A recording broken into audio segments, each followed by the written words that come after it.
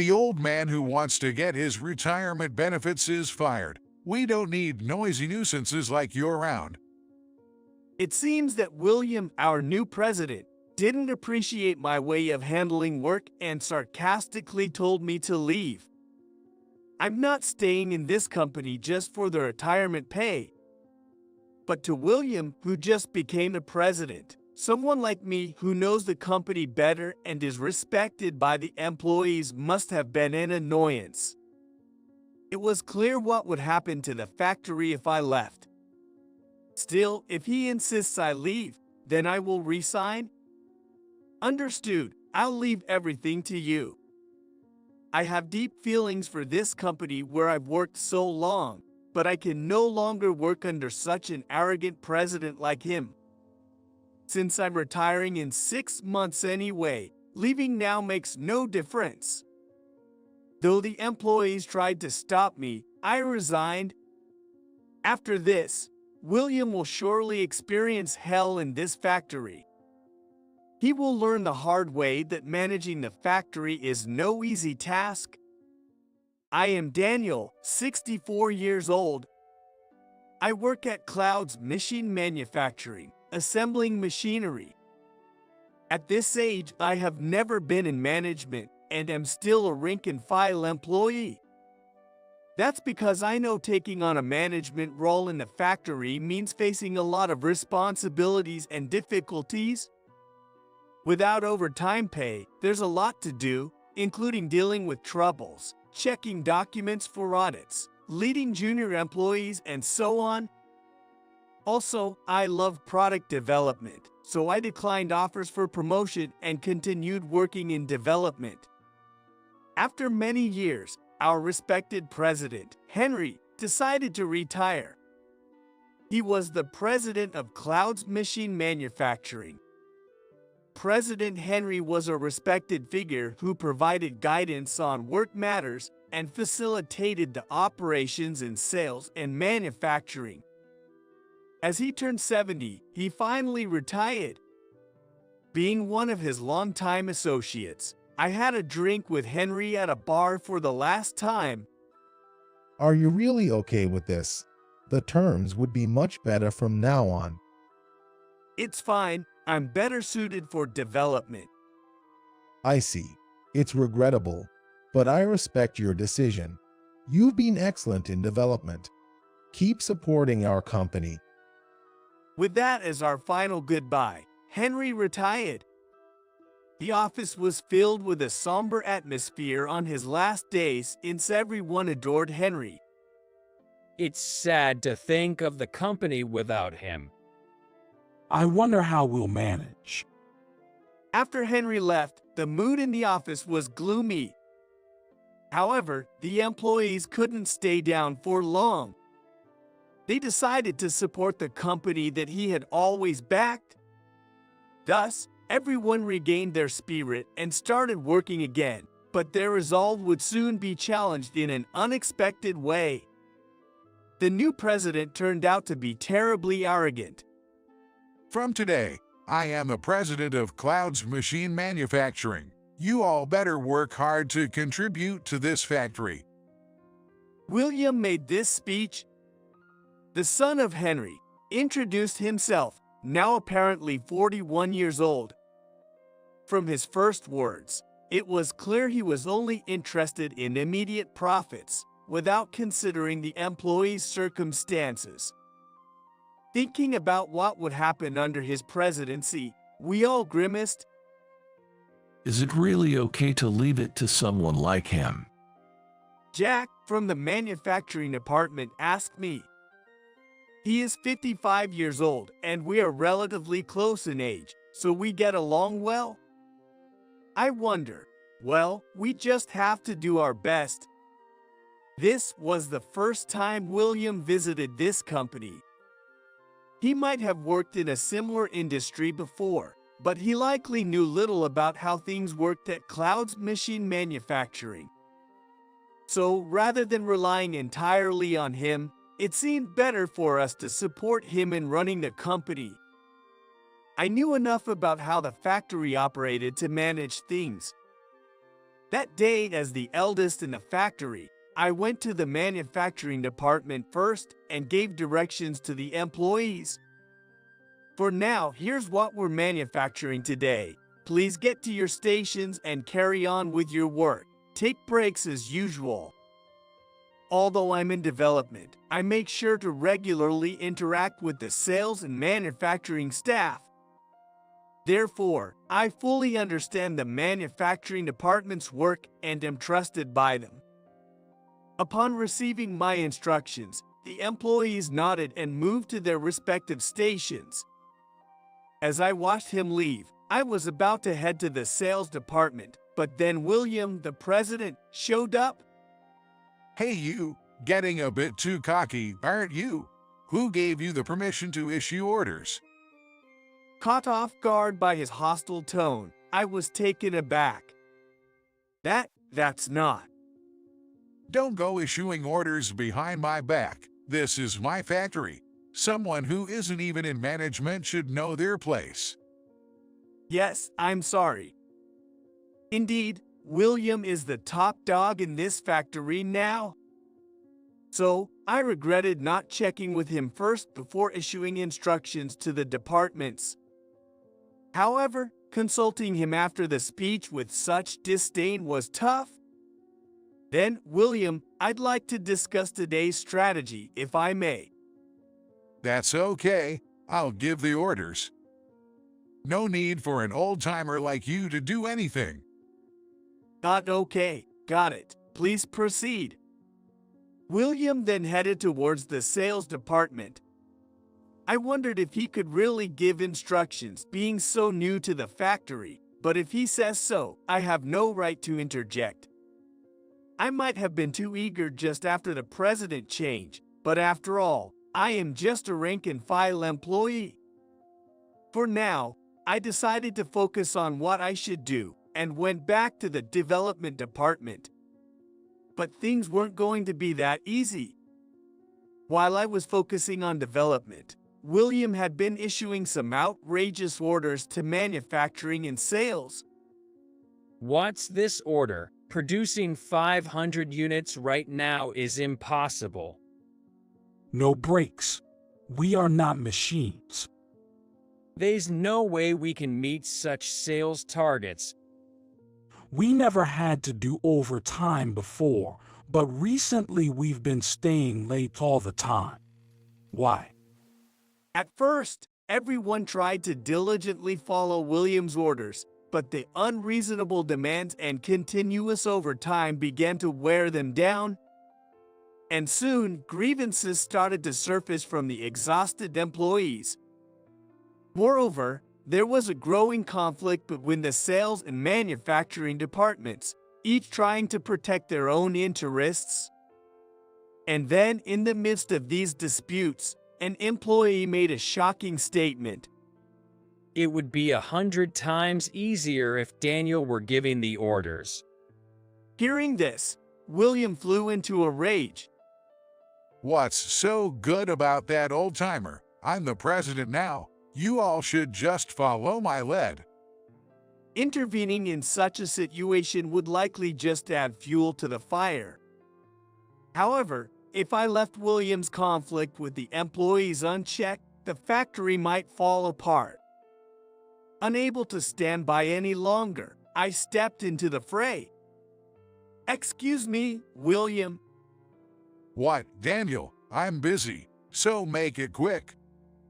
Well, would you like to discuss together about how we can run the factory moving forward? It's understandable that he doesn't know how to give instructions or run the factory right after joining. Perhaps it's just his pride as the president's son that keeps him from asking for help. Then, I thought I could help him now. No way. I'd rather not rely on an old-timer like you. You're just clinging to this company for the retirement benefits, right? But faced with such a wildly incorrect accusation, I was astounded. Retirement benefits. I'm not staying at this company just for the money. I want to continue developing and contributing. I hate it when people spout such idealistic nonsense. We're talking business here. We need to produce more products to make a profit. Get it? Trying to extend my helping hand only to be rebuffed in such a dismissive manner left me speechless. The factory is clearly on the brink of collapse, and it seems nearly impossible for William to regain the employees' trust on his own. Yet, he seriously believes he can single-handedly fix the current situation. At a loss for words, William told me, An old-timer like you aiming for retirement benefits is fired. The company would profit more without an old man like you. We don't need noisy nuisances.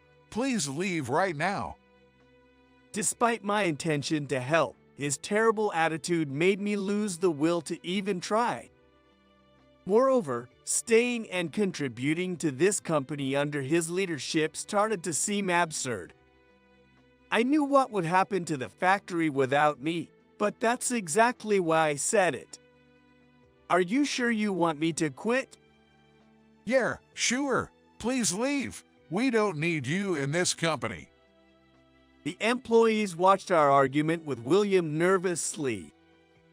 But hearing William repeatedly return my kindness with hostility made me sick of working in such a place. Many people retire at age 60, but I'm just continuing to work on my own wish. So, quitting now is no problem at all. Understood. I'll leave everything in your hands then. Yeah, get out. Just leave the resignation letter on my desk. Though some employees tried to stop me, I decided to go ahead and resign.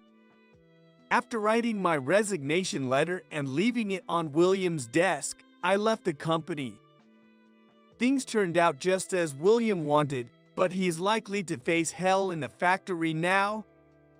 Managing a factory isn't easy. He'll realize that soon enough. The next day, enjoying the relief of being freed from work, I was sleeping peacefully at home. My wife was out since the morning, probably enjoying a chat with her friends. Even if I lazed around until noon, she wouldn't scold me. But my peaceful sleep was shattered by the ringing of my smartphone. Checking the screen, eyesight was from Cloud's Machine Manufacturing. Thinking it might be urgent, I answered the call. Hello, this is Daniel. Hey, Daniel. I recognized the voice as William's. Wishing I hadn't answered, I responded, "What's up, William?" The conveyor belt isn't working, and the whole line is stopped. It's too spiteful of you to sabotage like this. Accused of something I had no part in, I furrowed my brow. What do you mean, the whole line stopped? Yo, you did that, didn't you? I didn't tamper with the conveyor. In fact, I left midday yesterday after resigning, and everything was still running then. There was no chance for me to rig anything. That is right. William faltered when I pointed out the inconsistency. He was trying to pin the blame for the machine breakdown on me, probably because he thought I held a grudge. Some machines in the factory are old and can be finicky. I can't help if you blame me for that.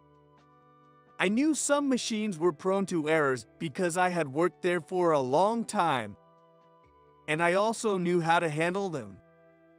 But William, new to the factory, wouldn't know these troubleshooting methods. Probably at his wit's end because he couldn't fix the machines, he called me. How can we even work properly with such old machines? Even if you say that to me, if you say our equipment is old, why don't you invest in it yourself? Damn it. He complained about the old equipment, yet he didn't seem to want to spend money on new machinery. All talk, no action, that's the kind of president he was. Though I knew replacing manufacturing machines would cost an eye-watering amount. That's why we kept using the old ones with care. Anyway, tell me how to fix this. There's a trick to it. That's what I'm saying. Don't beat around the bush and just tell me the trick. We're going to be out of business. I'm not obligated to teach you that anymore. I resigned yesterday, remember? As I played hard to get, William fumed on the other end of the line. He was the one who kicked me out. So I have no obligation to be nice to him. Then come to the factory now. We're incurring huge losses every moment. Can you take responsibility for that?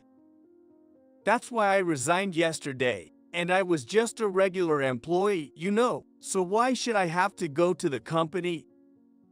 Weren't you the one who said I was unnecessary and a hindrance? So, calling me back to the company, does that mean you're ready to apologize for treating me as a nuisance? What? Getting cocky, aren't you? So, you're not planning to apologize. In that case, I have no intention of returning, so please handle it yourself. Goodbye. I heard William trying to keep me on the line, but I hung up anyway. A few days later, I was at a bar, invited by Jack. Apparently, the machines have not been working since the day William called, and all the employees are on paid leave. For the employees' discontent with William, the situation couldn't be more amusing. Did you hear the conveyor stopped working? Yay, I heard. William called me in a panic.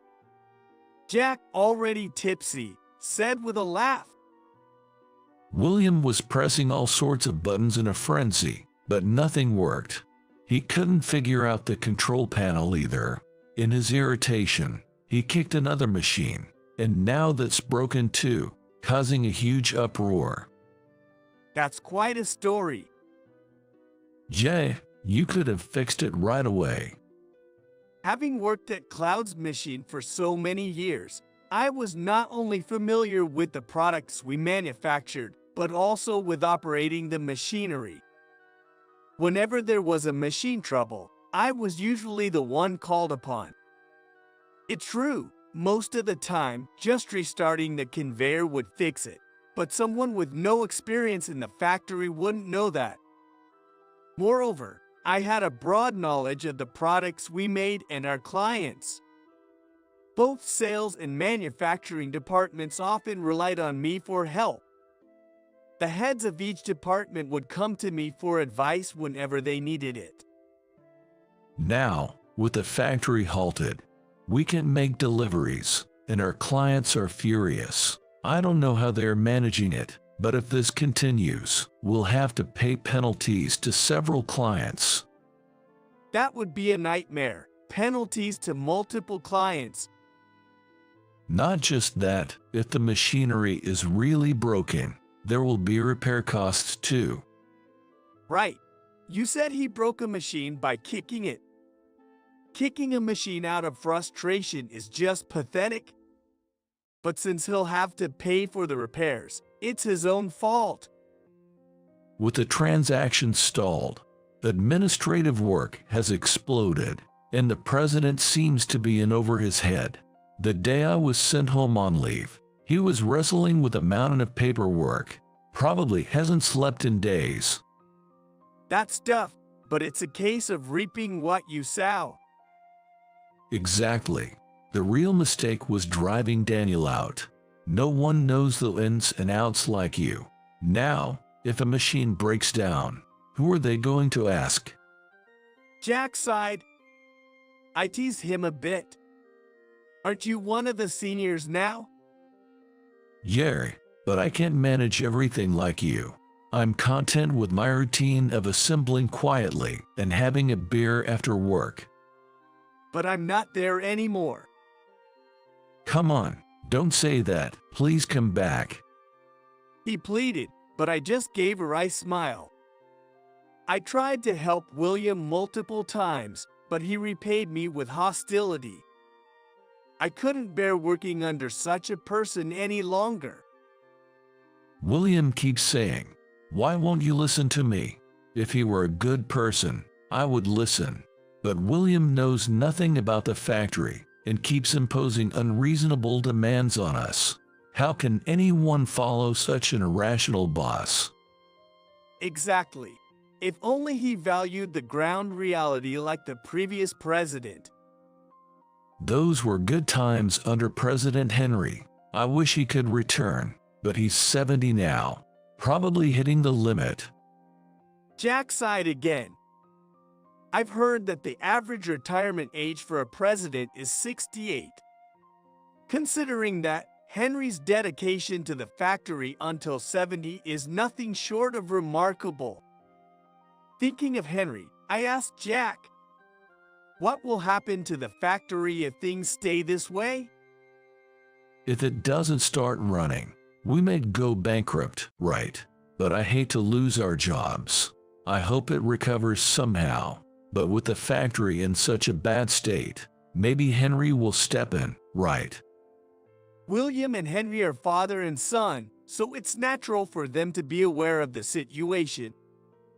However, given William's personality, it seems more likely that he hasn't shared anything. So, Henry might be completely unaware of the current state of Cloud's machine. Here, it looks like the factory might really go under. I'm not fond of William, but it'd be sad to see the factory gone. I've heard about companies falling into chaos with a change in presidency, but never thought I'd experience it firsthand. Wonder if there are any places that hire in their 50s. I should start looking. You might find something if you're not picky about the salary. Don't hit me with that harsh reality. Jack held his head in his hands. It might be manageable in your 40s, but in your 50s, it seems there's little room to be choosy about salary and benefits. Well, let's not worry about that now. Let's drink tonight, Daniel. Saying so, he poured some drinks. He might not be the best at his job, but his amiable nature is endearing. Thanks. I continued drinking and having a good time with Jack for about an hour. A few days later, I got a call from Jack. There was a clash between the employees and William, creating a tough situation. I really hate to bother you with this, but there's no one else we can rely on but you, Daniel. I had no intention of ever returning to work, but hearing this left me with no choice. I have nothing but bad memories of William, but the employees have always been good to me. And I have a deep connection with Cloud's machine after working there for so many years. If the employees are in trouble, I can't just ignore them. With that thought, I drove to Cloud's machine manufacturing. When I arrived, I found William and about 10 employees in a heated standoff in the factory. Jack, now the eldest among them, seemed to be arguing with William. It must have been you guys who broke the machines, right? You did it on purpose to frame me. I'll charge all the damages incurred during the downtime to you. William was trying to pin an unfounded blame on the employees. But it's ludicrous to think that employees would break the machines out of spite. If you intentionally break a machine, you will not be able to work, and if someone gets evidence of that, you will have to pay compensation to all parties, including your own company and your clients. Does he really think his employees would break a machine if they took such a risk? What are you talking about? We haven't done anything to the machines. This company has been around for years, so naturally, many of our machines are old. It's just normal wear and tear. Blaming the employees for machine failures doesn't seem like something the president would do. Keep talking. You guys have wronged me.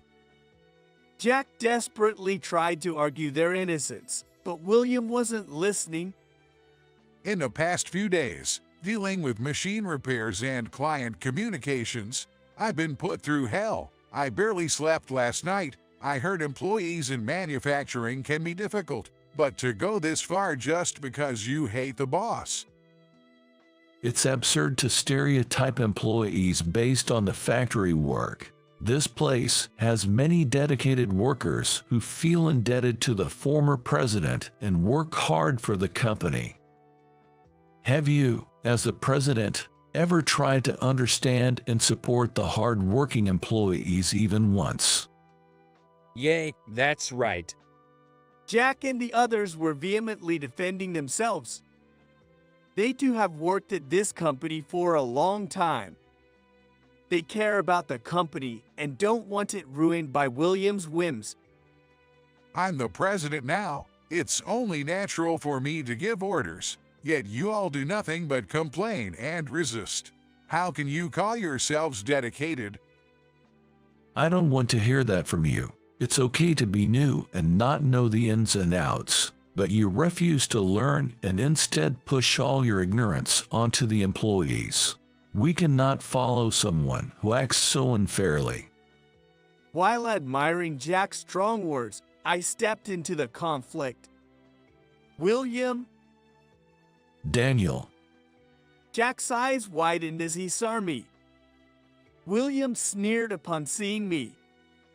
What does a retiree like you want? Showing up here? You don't belong here anymore. I came because I heard about the conflict between you and the employees. What's going on here? It's their fault the machines broke down, but they deny it. It doesn't make sense. How could the machines suddenly stop working right after I became the president? He complained, but the answer to that was simple. I decided to enlighten the ignorant William. You've probably heard this multiple times from the employees, but many machines here have been used for a long time. Of course, they can suddenly stop working. Until now, we've dealt with that by maintaining and carefully using them. What? Acting all high and mighty? Huh? William gritted his teeth and glared at me.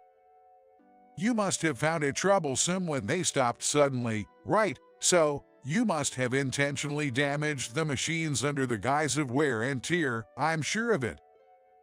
We knew these machines could be restarted and made to work again. Why would we need to break something that we know can work? Besides, many employees find these older, familiar machines easier to use than new ones. You say that, but you probably broke them out of spite when you left, just claiming it was wear and tear. What a petty way to get back for being forced to retire. All because of your incompetence. Frustration welled up in me at William's relentless distortions. If he doesn't understand how the factory works, he should learn instead of blaming others for his ignorance. It seemed like nothing I said would make him understand. You really are beyond help. That's why the employees won't follow you.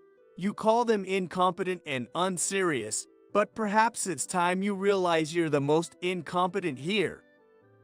What did you say? Maybe I hit a nerve.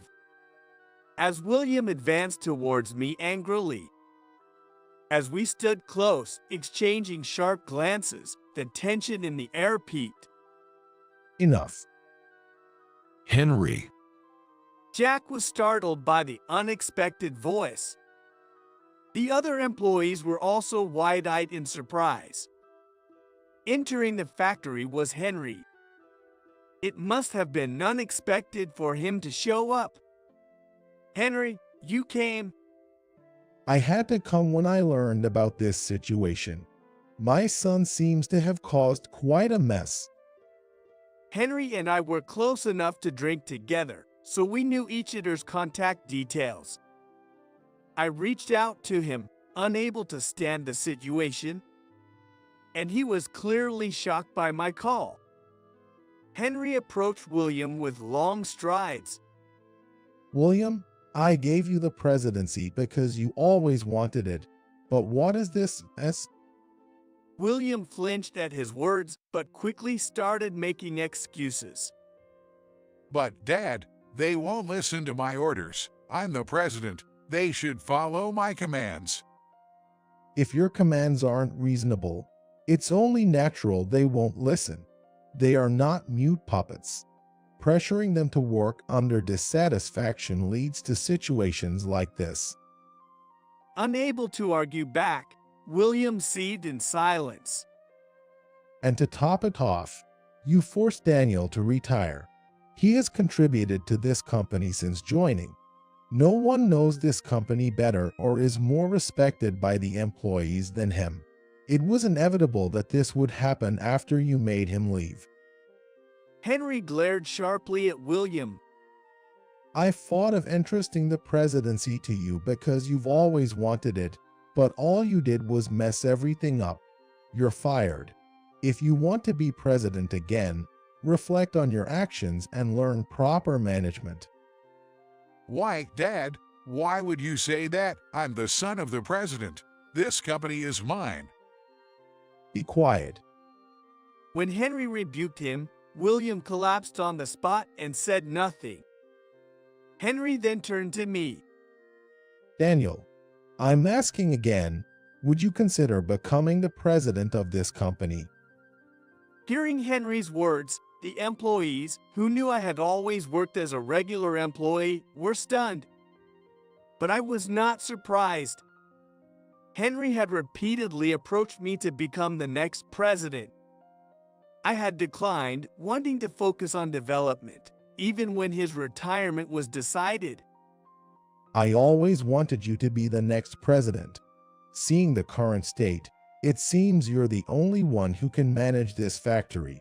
Of course, all the debts incurred will be charged to William, and you can take over as before. So, please consider it. That's outrageous. I'm just in development. I can't lead the employees. But no one else knows this factory like you do. Isn't that clear now? I can look for another president, but I doubt I'll find anyone better than you. All eyes were on me, their silent plea evident. They were tired of having a president who knew nothing about the factory. Can I really ask this of you? Hearing Henry's words and feeling the employees' anticipation, I pondered and then made my decision. All right, I'll give it a try. I wasn't sure if I could act as a president. However, this incident made me feel that it's better for me to take charge rather than leaving it to some stranger. Besides, I have a deep attachment to Cloud's machine manufacturing. I may have hastily answered that I would retire, but if I can still work here, it would be an honor. Hearing my decision, the employees were overjoyed. Great.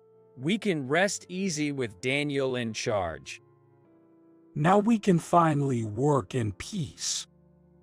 How could that old man take my plan away from me? William seemed to have always wanted this factory, but now no one supported him. Caught up in immediate profits and treating employees like mere pawns, he reaped what he sowed.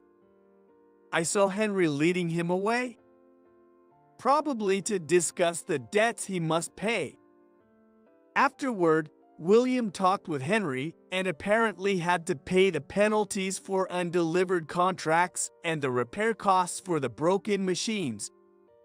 Of course, Henry does not help with any of these compensations, so William has to take on debt to pay them off. Additionally, it seems William apologized to the clients he had troubled, and for now, Cloud's machine has returned to its previous state of business dealings. It seems William, who rarely held a job for long, is now working as a delivery person from morning till night to pay off his debts. Hopefully, this will teach him the value of hard work. Then, I promptly checked the conveyor belt that was reported as malfunctioning. It was the usual error, and a simple reboot got it working again. Thus, the factory resumed its normal operations. We returned to days without overtime, and the employees seemed relieved. Unexpectedly, I became the president of Cloud's Machine Manufacturing. I braced myself for what I needed to do, but in reality, my work didn't change much from before. I continued to monitor the employees, adjust machines when needed, mediate between the sales and manufacturing departments, and even involve myself in development. The main change was the increase in administrative tasks, but this too was a good experience. I had been deeply engrossed in development work, so I was a bit sad to leave it behind. However, I was glad to be back at the company in this capacity. Age might be catching up with me, but my passion for development and the factory remains. I intend to do my best as the new president to meet the employees' expectations,